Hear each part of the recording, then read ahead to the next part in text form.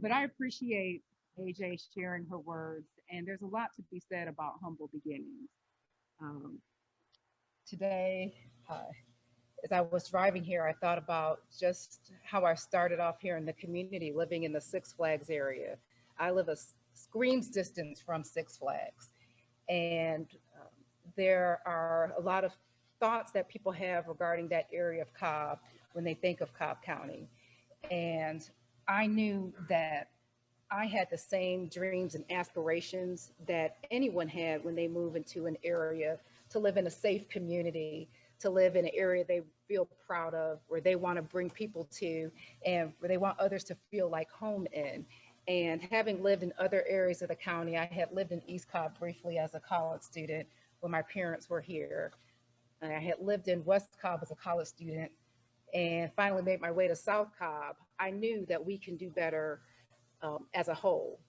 And I think that's the same way about the industry that you're getting ready to embark in. When I heard about the premise behind it and trying to introduce this field for others, this is a field that's for everyone, but sometimes you don't see that reflected. But yet, the same opportunity is available to anyone that wants to step up and learn. And so, while you may perceive that some doors may not be available to you, I think that those in the profession have recognized we need people of all backgrounds to be a part of this profession. And they opened up the door, just as I was looking for the doors of Cobb to be open to everyone. And so I want to thank all of our employers who are here today that thought of you when they were thinking of this program. I want to thank Cobb Works for thinking of you when they thought of this program, and particularly Donna Robinson, who called me and said, Lisa, I, I'm interested in apprenticeships. I know you're interested. I need you to write this letter of support. It was a no-brainer to do it. And it's great to see that move from being on paper to actually being a reality and seeing you here today. Now, I'm going to go back to my notes. But I certainly want to congratulate our graduates. And you guys have chosen to participate in this program at a very difficult time, not only within our nation, but in our world during a pandemic. It's hard enough to pump the brakes and say, you know what, I want to go back and get my education when things are okay. Because you know of all the day-to-day stresses that you have, you've got to put food on the table, there are people depending on you. It's hard to sometimes get off of that hamster wheel that says keep going and doing the same thing that you're doing, because you need to take a step back to be able to move forward. But I can assure you that the decision you made here today is just the energy, that power that you need to propel yourself forward. I can speak about humble beginnings for myself. Um, I was an engineer. I went to Georgia Tech. I grew up in Metro Detroit. I thought I was going to be working on cars for the rest of my life. My father and my mother came from another country, and my mom didn't go to college. The only person who I knew that had a degree was my dad. He worked for Ford Motor Company. I said, I'm going to go work for automotive industry. And in my heart, I knew there were other things I wanted to do, but in front of me, I just saw what I saw. So I came down here to go to Georgia Tech and um, started on this path of engineering. And I had a supervisor say, Lisa, I know you're doing very well as as an engineer at the time, but you're scoring very high on public service. Did you ever consider it? No, I didn't consider. I said that volunteering is something you kind of do on the side. And just, I think he put a seed of just consternation in me that said, maybe I'm called to do something different. And I didn't have somebody to go to help show me the way. So I ended up leaving my profession when I was at a crossroads if I was going to stay in Georgia or go work for the company I was with back in New York. And I was recently married. I didn't want to go back. And so I decided to go back to school. I had to humble myself. I ended up taking a job making very much lower wages than I made as an engineer. I was working as an assistant. My whole family thought I was crazy. How are you going to leave engineering? You're supposed to be on this fast track to success. And all I knew was there was something different. And so I went into a job and I was an administrative assistant. And all I was there to do in those meetings was be a fly on the wall. That's literally what I was when I went to meetings. You sit there, all my boss wanted me to do was take extensive notes. But I was in a meeting where I saw other civic leaders and I saw movers and shakers in the civic arena in Metro Atlanta, and I just started writing because that's what he wanted. But as I wrote and did what he wanted, I was actually learning. And I said, if I could do this at my job, I want to bring these people over here to the Six Flags area. So don't, what I'm telling you is, by doing that and humbling myself, it opened doors for me to bring that to my community, where I ended up having a chance to run for office. Don't belittle small opportunities. You may be coming in as an apprentice, you may be coming in as an entry level position, but you know the promise that's inside of you, or you will learn it and find it if you are willing to be vulnerable and open to the fact that you're called to something greater than what you were doing. And that to me is what you did by coming to be a part of this program. You could have continued doing what you were doing, but you saw something different for yourself and decided to step up. So I know great things are going to be in store for each and every one of you if you believe in yourself. So I thought about, how do you stay empowered? How do you power up beyond this program? Because there are a lot of people in this room that support you. And you have the lunch, you have the cupcakes, you have the, I don't know what you call it, the silver doilies or decorations on your table. But what do you do when that's all gone? When you go back home and you're staring at the four walls and people are looking to you to help put food on the table or keep a roof over their head? What do you do when your environment is saying, you know what, it was kind of easy when you were staying where you were? How do you power up? For one thing, I just want to say, you know, let's look at power up as an acronym and realize with P, just know the fact that you are present, that you are here is power. We are in COVID, right now we're in a pandemic. And I understand there's some of your classmates who could not complete this program because of the pandemic we're in. There are some people that applied to this program that didn't get in. So just by you being here is powerful because somebody else could be sitting in your seat today. By the grace of God, go all of us. You don't know if it could have been you, your family that ended up getting COVID, but you're here. So the simple fact, when you wake up every day, when you put your feet on the floor, even if you're dog tired, the fact that you can feel tired is a blessing. The fact that you have feet that hit the floor is a blessing. It's empowering. And sometimes I have to remind myself of that because when I wake up, I got two kids looking at me for something to eat and to get them ready for school. I got a dog looking at me and wondering I might take them outside. And I'm just like, I can't even start the day sometimes thinking about myself, but I have to reset and know I am here. I am here, and therefore, Lisa is going to be okay. So the next point I want to share with you in Power Up is, you're an overcomer. Look at all the things that you had to overcome. And I could say, I feel good today. I had a chance to do my hair. I had a chance to put on a suit that matches. I don't always look like this. Sometimes I come inside and if my shoes match, it's a great day, just because life really gets crazy. If you would have been listening, if you weren't talking, you would have heard my cars coming down these speed humps to get here on time. Sometimes you have to realize we all go through life. It's just crazy sometimes, but you're overcoming obstacles every day just to show up. And sometimes when you show up, people act like they don't even want you to be here. I get in the habit, I have to give my own self a round of applause just when I get to where I'm supposed to be, because I know the struggle I had to go through to get there. You know the struggle you had to get through just to be here, just to have shoes that match. You understand what I'm saying? Seriously, or to have shoes at all. Sometimes it's a struggle. People think, oh, you just show up that way. No, I don't always show up that way. Maybe the suit I'm wearing was a suit somebody else gave me. Maybe the shoes I have might be a half size too small because that's what I have today. People don't know what you overcome just to get in the room, but you know who knows? You know what you had to overcome to get in the room. So don't let anybody take that away from you. Sometimes you feel like you're walking and people are sizing you up because you didn't come in as everybody else did. No, but you know what you're working with when you got there. And the fact, again, that you're present is power enough. W, empower. Know that you're well supported. Look at all the people who are here. They didn't have to be here. Look at all these people from WorkSource Cobb who are here. AJ CEO, PAR CEO was here addressing you today. Another one of our commissioners were here.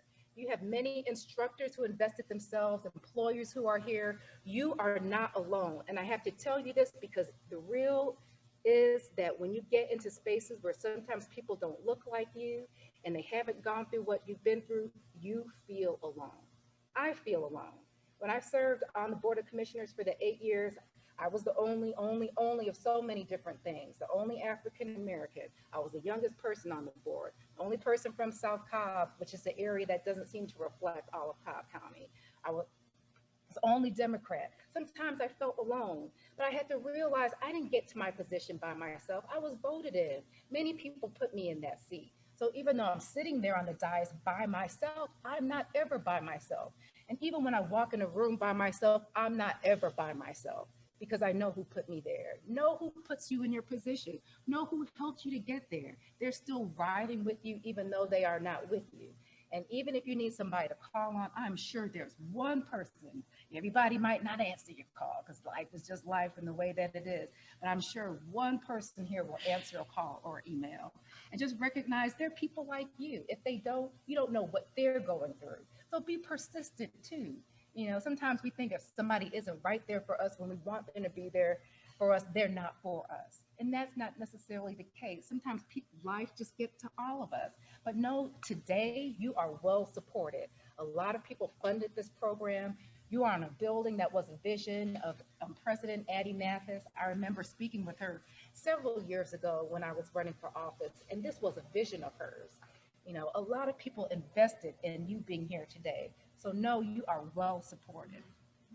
Empowered, you are educated, you are experienced. And I love the fact that Commissioner Sheffield talked about that.